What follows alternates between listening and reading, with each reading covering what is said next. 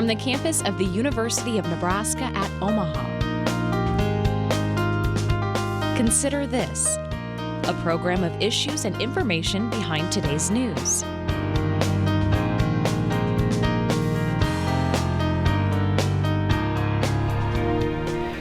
You're looking at video of Nebraska in May of 2019. Record floods taking a devastating toll on farmers and ranchers, raising fears that the natural disaster could become the breaking point. To add insult to injury, a pandemic that experts believe will reach its peak here in the state at the end of this month. Hi everyone, I'm Kathy Wyatt. Welcome to the third edition of a special weekly series on Consider This, COVID-19. Today's focus, life on the farm. Here to tell us more about it is Steve Nelson. Steve is the president of the Nebraska Farm Bureau. He joins us live via Zoom near Kearney, Nebraska. Good morning, Steve, and welcome. Good morning, Kathy. Happy to be on with you. Thank you so much. Hey, I want to start, before we go into COVID-19, I want to go back to that flooding of 2019. How serious was the damage caused by all of that to rural Nebraska, Steve?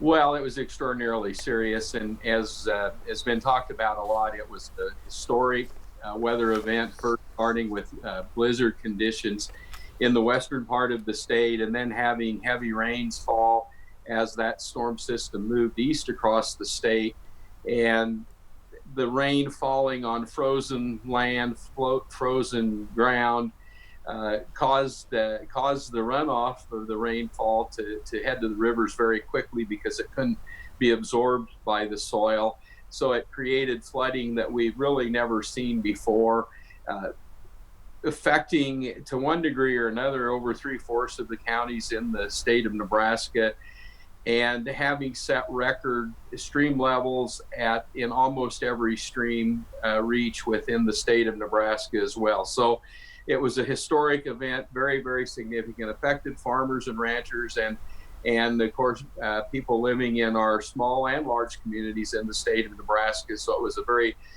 significant event with, of course, billions of dollars of losses, both for farmers and ranchers as it relates to ability to produce crops, but the loss of livestock, and then considerable losses to infrastructure with roads, railroads, things like that really had a significant effect both on people living in rural and urban areas of our state.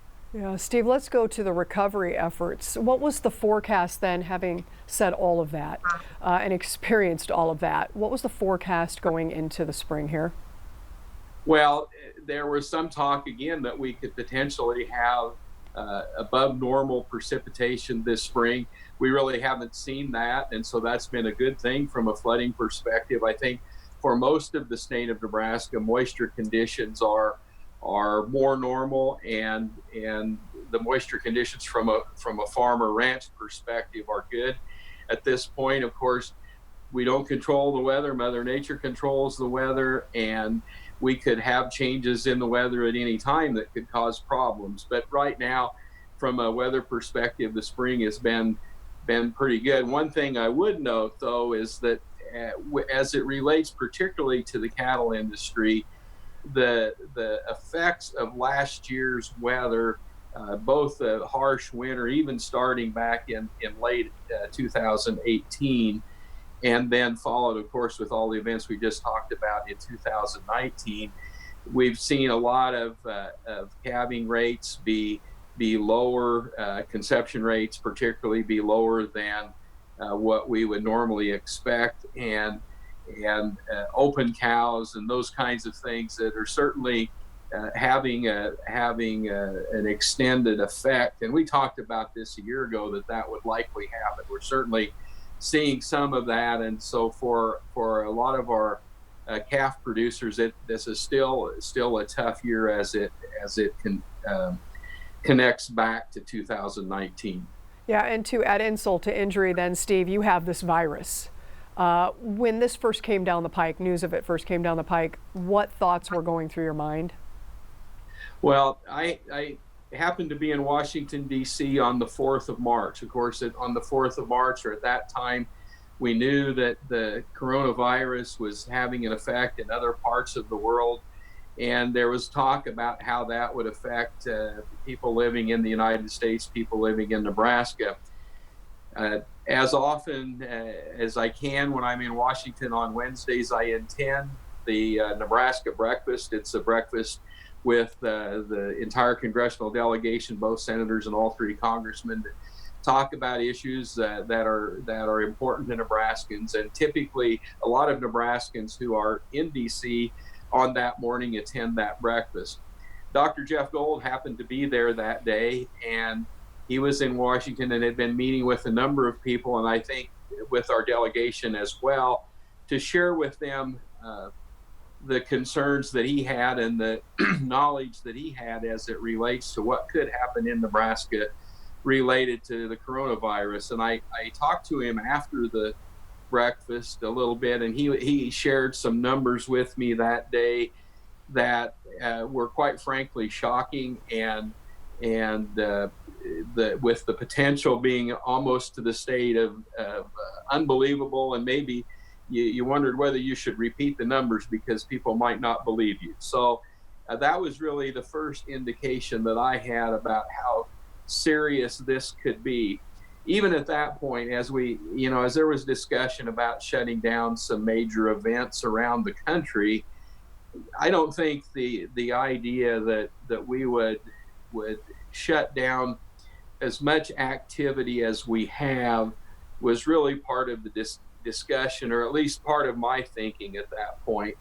And of course, as we all know, as time moved on, we learned the importance of social distancing, how that could have a major effect on limiting the spread of the coronavirus. And so, of course, that's led to all of the closings and this really unprecedented time that we're in, related to how we conduct business, how we live our lives, whether we're on farms or ranches, whether we're living in urban areas of the state as well. You know, Steve, this might be a good time for you to talk to our viewers about the Nebraska Farm Bureau. Talk a little bit about the organization and the role that you play in it. Okay, well, Nebraska Farm Bureau is an organization of farmers and ranchers across the state of Nebraska. We are a grassroots organization. We have organized county farm bureaus in 85 of the 93 counties. We have members in every county in the state of Nebraska. We have some counties that are multiple county farm bureaus, two counties having gone together. That's how we account, or how you would account for the fact that we only have 85 organized county farm bureaus. But we have farm bureau members in the state of Nebraska, all across the state of Nebraska, in every county. And those members raise and grow every type of livestock, plant, product that is grown on farms and ranches in the state. So we're a general farm organization, very broad-based. And as I said before, we are grassroots organized, meaning that the things that we work for, the policies that we work for, are all as a result of efforts by local county farm bureaus, having discussions, meetings on what's important to them, and then bringing those ideas to a state convention where we talk about those and we vote on those ideas or policies, and that becomes the Bible, more or less, for Nebraska Farm Bureau, and that's what we work to make sure, or work to help farmers and ranchers be successful as they move forward. So also within that process, that grassroots process, the delegates that come to the Nebraska Farm Bureau Convention elect a board of directors and elect a president and vice president. The board of directors, the president and the vice president must be full-time farmers and ranchers. So the organization is run by full-time farmers and ranchers, and that's how I become, that's how I was elected president of the Nebraska Farm Bureau. So we're over 100 years old. We've been doing this for a long time. We are also part of the American Farm Bureau. So there's a Farm Bureau organization in every state that's organized very similar to the way I described how Nebraska Farm Bureau is organized, and along with Puerto Rico. So we have have 51 affiliates of American Farm Bureau, which we are part of. I also serve on the board of directors of the American Farm Bureau as well, and so that really, and then I should just finish as we discuss policies related to national issues, then those would be discussed at a national convention with delegates from all of the 51 affiliates, and that's how our national policy is put together. And so we have a staff.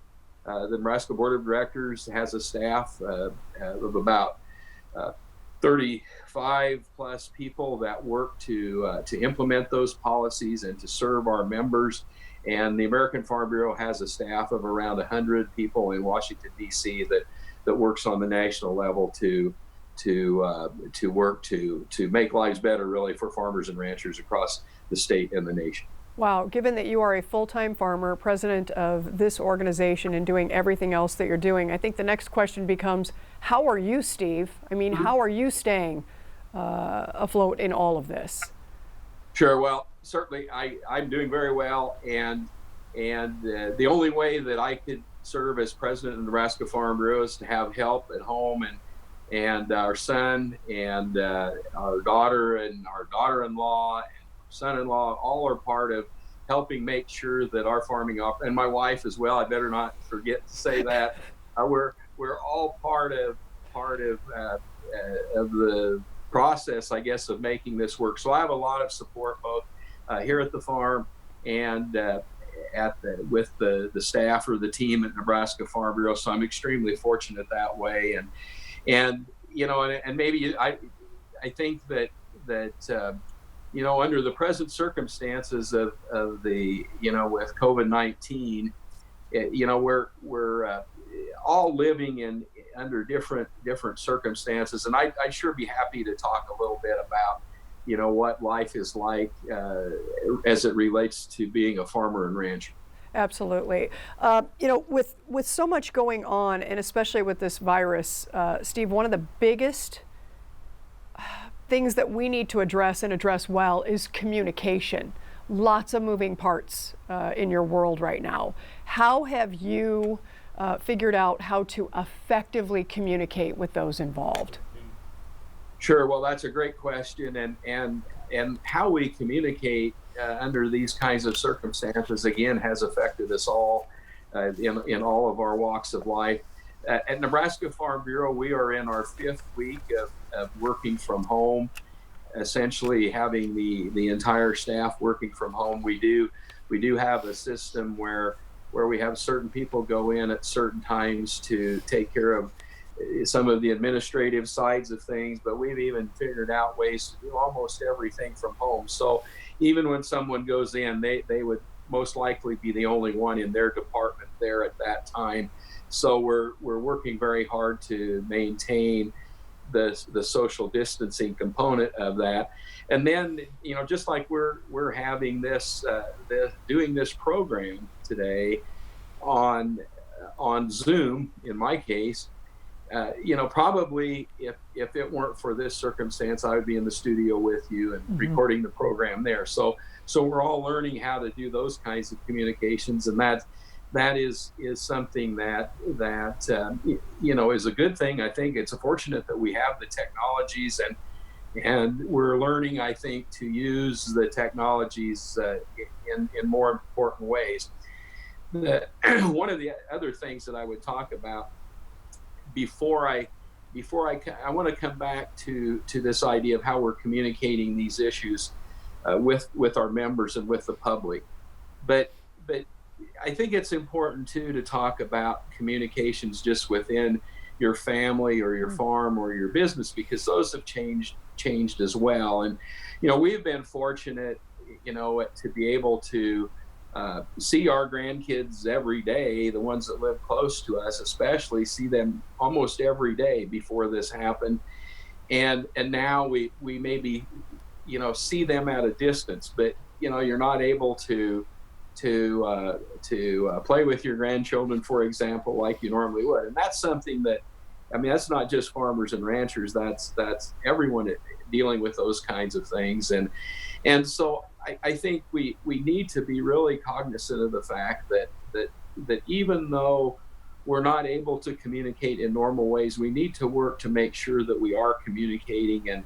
And if there's one really big difference, I think, between the disaster last year and the situation that we're working in here with the COVID-19 pandemic, really is the social distancing. In 2019, when the floods hit, you could go help your neighbor. You could put your arms around them. You could tell them you're sorry about what's happened, and you could go to work side by side with them to help make things better. Today, we can't do those things. So it's certainly very, very different. And and we've seen a lot of instances, in probably almost every instance now, where someone passes away, the funeral or the memorial service is being delayed until a later date. And I really feel for those families, because that's the time when kind of that personal contact, that being able to give someone a hug is really, really important. And so we're not able to do that, and we're having to try to figure out ways to have those communications. So I didn't mean to go off the subject, but I think that's important. I would like to come back to the communications issues with our members and the public, if that's okay. Oh, of course, yeah. Yeah. So one of the things that we've done, of course, is made sure that we continue to do all of the things at Nebraska Farm Bureau that we always do to support our farm and ranch members. And we do all of that on behalf of a group of people who are at the start of the food supply chain. Most products originate on a farm or ranch somewhere, someplace. And so we continue to do all of the things that we can to help make sure that those things can continue to take place. And then, of course, it's important that we share too with the consumers and the general public, not only that we're doing that, but the other things that we're doing as well to make sure that food supply chain continues to work.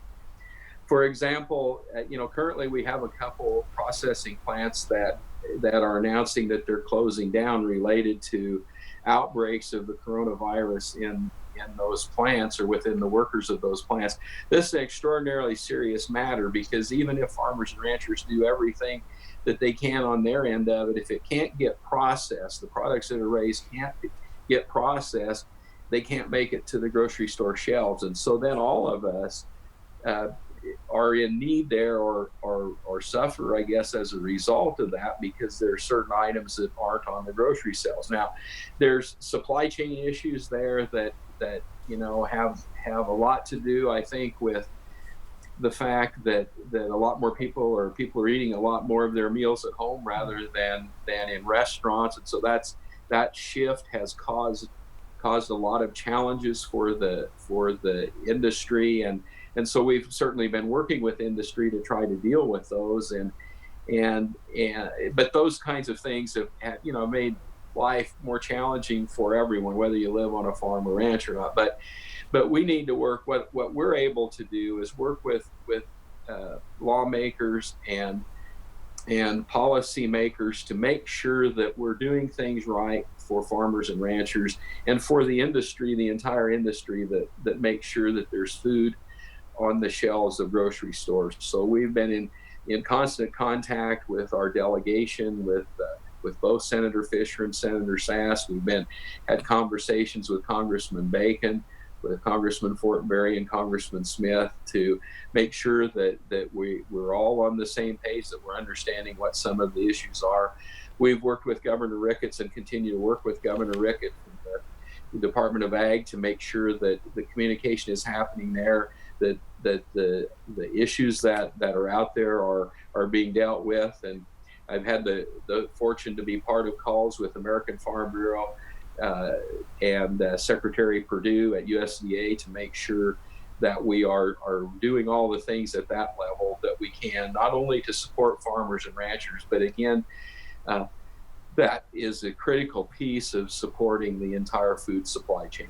I'm glad you bring this up, Steve, because there are a lot of folks out there who are trying to figure out, with whom do I touch base here? I mean, the need is so immediate, and you're talking about the importance of communication and to whom we should be reaching. So speak a little bit to those organizations out there who are struggling and trying to figure out the steps that they need to be taking to get to the other side. Does that make sense? Well, I think it does, and I would look at it from this perspective, at least, that we do need to just reach out. If we have an issue, we need to reach out. So, whether that relates to the personal communications issues, if you're really struggling, we on our website at nebraskafarmbureau.org, we have all kinds of information related to rural resilience and mental health and that kind of thing. So there's that aspect of it. But then I think as individuals have issues that are related to policy or related to government or those kinds of things, it's always important to reach out to your elected leaders. And certainly I would encourage folks in the farming and ranching community especially to reach out to Nebraska Farm Bureau. We have a portal on our website where listeners can go, farmers and ranchers can go to pose their questions, and we will work to make sure that we address the questions that way. We've also done tele-town hall types of conferences and webinars with our members and others to make sure that that the channel is working both ways, and that we're hearing from our members and what their needs are, so we can make certain that we are working on the right things. And then a lot of our skill is the ability to then interact at a professional level with companies and others within the food supply chain to make sure that we're offering the help that we can, and that we're keeping the channels open as far as suggestions go on how to deal with these circumstances that we're in. So I think, well, there's no simple answers, certainly no simple answers on a lot of this. And I think the challenges will continue for a while here, even though, there's a lot of talk now about, well, we need to open things up. We need to get the economy going. I agree with that too. I think we should do that as soon as it's prudently wise to do that. I think there's a balance there, but most likely there will be things that we'll need to deal with before that happens. And so we need to continue to work to make sure that we're addressing the issues in the best possible ways. Thank you. And Steve, one of the issues we haven't addressed yet is the state and federal aid. People are needing help, and they're needing it right now. How would you address the farmers and the ranchers in the state of Nebraska in terms of that aid? Sure. Well, a couple things. One, as it relates to the PPP program, we've been putting information on our website, again, at nefb.org. There'll be some additional information added there today, and we're going to do a tele-town hall on Wednesday evening where we, again, listen to members and hear their concerns. But part of what we will be sharing on that town hall are some of the things that we've learned about how farmers and ranchers can qualify for some of the programs that maybe weren't directly designed to address the business of farming. It was a lot of those were designed to help small businesses, which is a great thing, and there's great need there. And so I think what we've been trying to do, of course, is figure out how those programs will work for farmers and ranchers. The other thing that we've been working on, and again, this has been part of numerous calls that I've been part of with Secretary Perdue at USDA and with American Farm Bureau, is how do we make sure we move out some of the money that was part of the CARES Act as quickly as possible to farmers and ranchers. There's again, as you say, there's a lot of need out there. We've had some major price reductions in almost everything that we grow and raise. That's on top of the fact that we had very tight margins in practically everything we grow and raise before this happened. And so we're working to make sure that those programs that have been set up, that the rules are developed in such a way that it's very pro-farmer rancher friendly, and that we get those resources out to farmers and ranchers as soon as possible.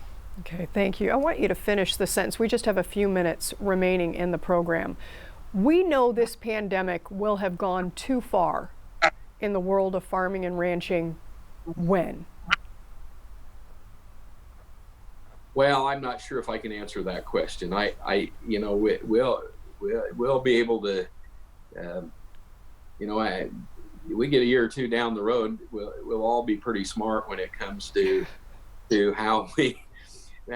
what we should have done. I think that the way I look at this, and really the way I look at any difficult situation, is we just all have to try to do the best that we can. A lot of it really comes back to what we've been talking about as it relates to communications, and that's one of the things that we do very well at Nebraska Farm Bureau. That's one of the things that I work very hard at, to make sure that the issues and concerns are being shared with the right people. And again, so whether it has to do with elected leaders, administrative officials, whatever it might be, to make sure that we're doing the best that we can with the knowledge that we have at any given particular time.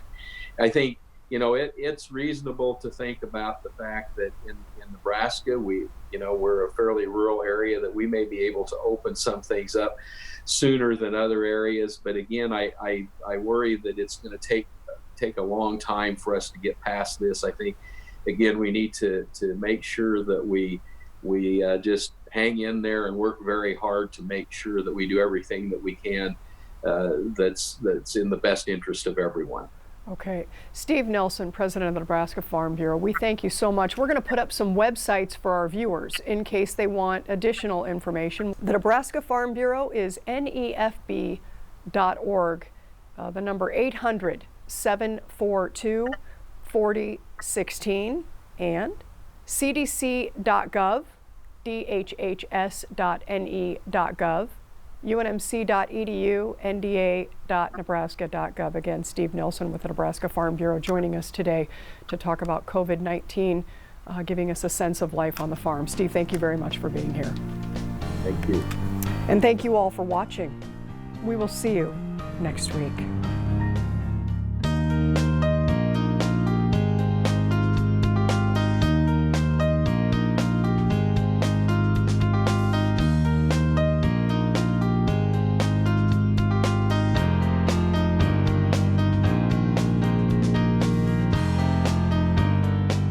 Consider This is an issues and information program produced by UNO Television. More information and program archives can be found at netnebraska.org/Consider This.